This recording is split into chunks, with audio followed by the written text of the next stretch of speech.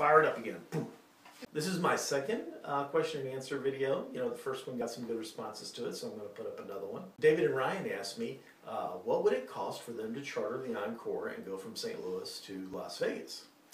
Well, it's kind of expensive. The Encore is $2,500 per hour. It takes 3.6 hours today to get to Las Vegas, 2.9 to get back.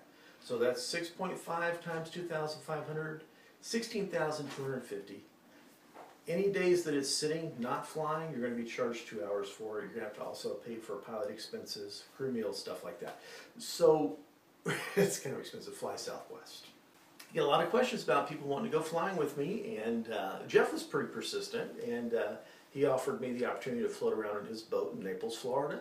I thought, well, that sounds pretty darn cool because it's getting down to the single digits here in St. Louis. But sorry, Jeff, I can't do that. But it does make me think of a story about persistence and just asking if you can fly for people.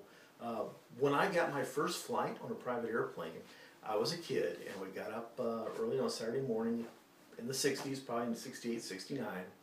Me and my buddies, my brother, and we got on our bikes, and we told my parents we were going over to somebody's house. And we fixed a lunch, and we started pedaling, and we pedaled out of the city. We lived in the suburbs east of Memphis to a field. It was a grass strip called Wilson Field.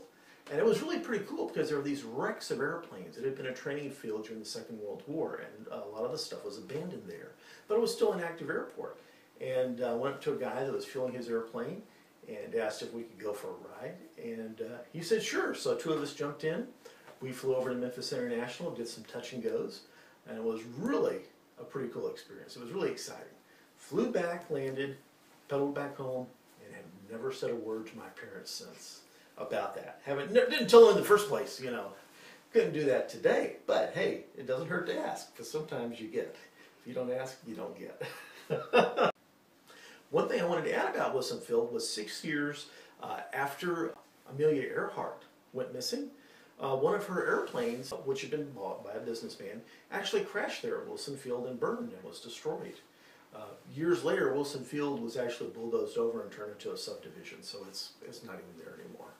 It's disappeared to history now. Am I too old to be a pilot? No, you know, a private pilot, there is no age limit. You just have to be able to pass the medical. And the medical requirements are not as strict as they are if you're going to be flying commercially. Now, if you want to be an airline pilot, flying for the major airlines, captains have to retire by age 65 here in the U.S. It used to be 60. They raised it to 65. But there's a practical age also. You know, they're probably not going to hire you in the airlines if you're 60, with retirement being at 65. But there are a lot of charter organizations that would hire you. You know, so it just depends on what you want to do. Can jets fly and settle? Yes, they can. You know, all those heavy snowflakes, those jet engines will just eat them up, blow them out as exhaust. Yes, jets can fly in snow. You know, really the biggest problem you have in snow is visibility, lack of visibility for landing. Snowy runways, when you do touchdown on the runway, makes it much more difficult to stop. Modern jets have thrust reverser and anti-skids, which very helpful, but still, I mean, that's a lot of weight and that's a lot of residual thrust pushing the airplane down the runway. So the required length to stop the aircraft on the runway is much longer when there's snow on it. But another issue with snow, and this is really kind of a cool thing. When I was a freight pilot flying at night, we used to fly in snow, and these were prop aircraft. These were actually Cessna turbocharged 210s, and we were flying boxes and some specimens every night. And flying those things in the snow was pretty cool because what would happen was you'd start getting precipitation static from the snow. And it would affect the radios, and they would start to static, and eventually static out if you got too much. And maybe change frequencies would help, change radios, or fly out of it would help. But the cool point I was going to get to is if it's night and it's dark and you're flying in this dry snow, you start getting a static charge on the aircraft. And you can start getting St. Elmo's fire. There was a temperature gauge on the windshield in the center, and it had a probe that stuck out into the airflow.